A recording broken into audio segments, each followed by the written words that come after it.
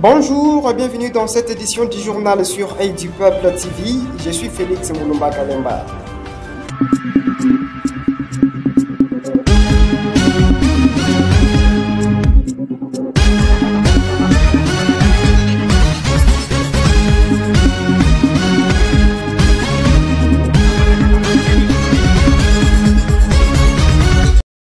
Nommé informateur en vue d'identifier la majorité parlementaire à l'issue des élections du 20 décembre 2023, Augustin Kabouya met déjà le cap sur les grandes lignes de la mission qui lui a été confiée.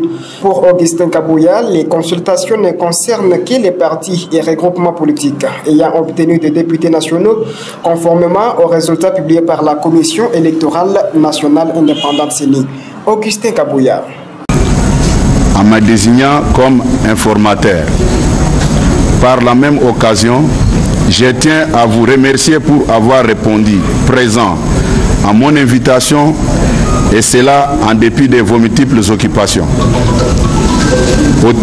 À titre de rappel, après avoir constaté qu'à l'issue des élections législatives nationales du 20 décembre 2023, aucun parti ni regroupement politique n'avait obtenu la majorité parlementaire. Son Excellence, Monsieur le Président de la République, sur pied de l'article 78 alinéa D de la Constitution, m'a confié en date 17 février 2024 une mission d'information en vue d'identifier formellement une coalition majoritaire à l'Assemblée nationale, laquelle devrait permettre la formation du gouvernement. Celle-ci aura pour vocation de mettre en œuvre les programmes pour lesquels Son Excellence, Monsieur le Président de la République, a été élu en 2023 et devra rendre compte à la fin de la législature. Ainsi, l'informateur aura à dégager les convergences en vue de définir les grandes lignes de la coalition politique et gouvernementale. Donnant effet à ma désignation, je viens par la présente porter à la connaissance de l'opinion tant nationale qu'internationale du contenu de la mission d'informateur qui m'a été confiée, de sa durée, de la méthodologie du travail, de l'équipe qui m'accompagnera dans l'exécution des tâches inhérentes à cette mission, des résultats de celle-ci et de la remise du rapport à Son Excellence, Monsieur le Président de la République, chef de l'État. La durée de la mission de l'informateur est d'1 mois avec possibilité d'une prorogation. Pour ce faire, je me dois de prendre contact avec les différentes forces politiques qui constituent l'Assemblée nationale. Concrètement, les partis et regroupements politiques que je vais consulter sans exclusion sont ceux ayant concouru aux élections du 20 décembre 2023 qui ont obtenu au moins, suivant les résultats provisoires proclamés par la Commission électorale nationale indépendante dans sa décision numéro 00D-CENI-AP-2024 du 13 janvier 2024, un député proclamé par la CENI sans préjudice des indépendants. Ce qui justifie que je sois assisté par une équipe d'accompagnement constituée d'un panel d'experts, aussi bien au cours des audiences qu'en dehors de celles-ci, pour mener à bon escient ma mission. Pour s'assurer de l'information des concernés, je vais lancer des invitations aux partis et regroupements politiques, aux personnalités suivant l'agenda établi à cet effet.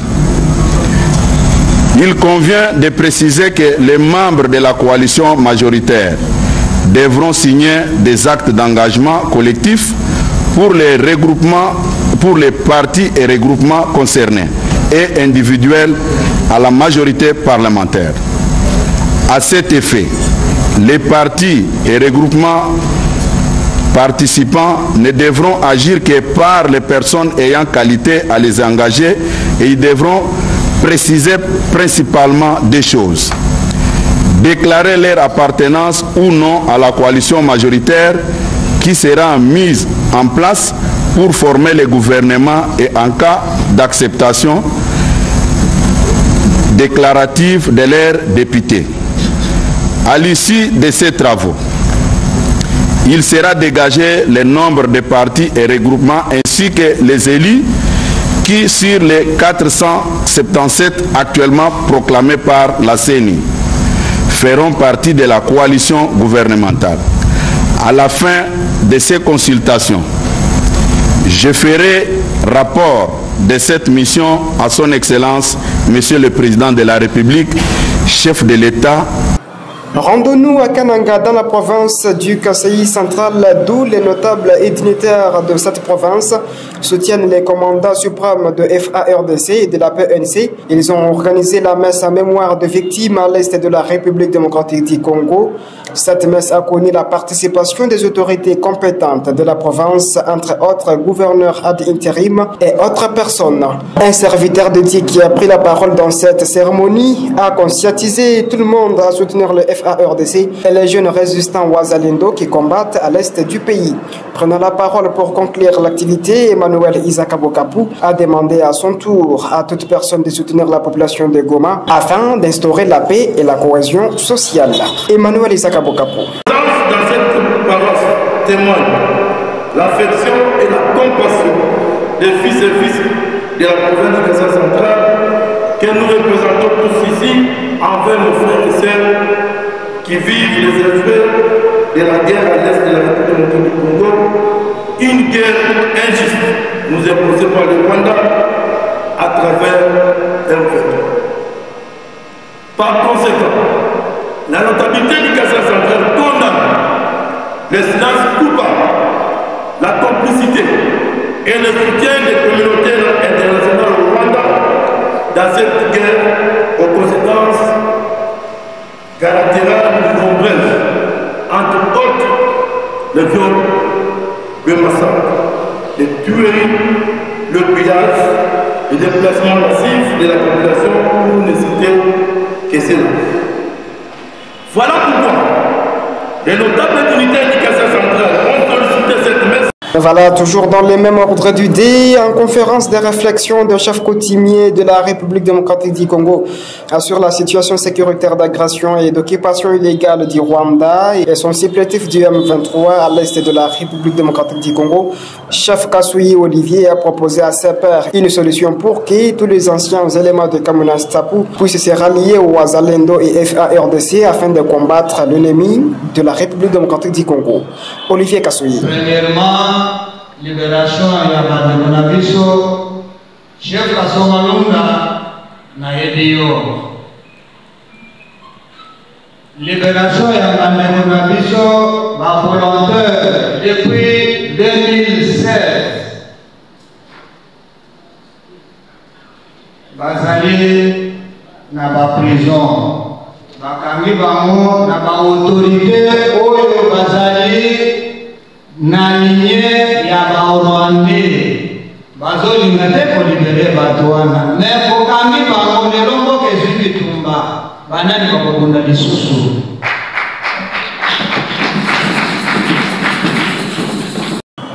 Signalons par ailleurs que les rebelles du M23 ont tenté de récupérer la cité de Saké sans solution. Et pour ce faire, nous allons faire appel à notre correspondant depuis Goma, José Boumvaga.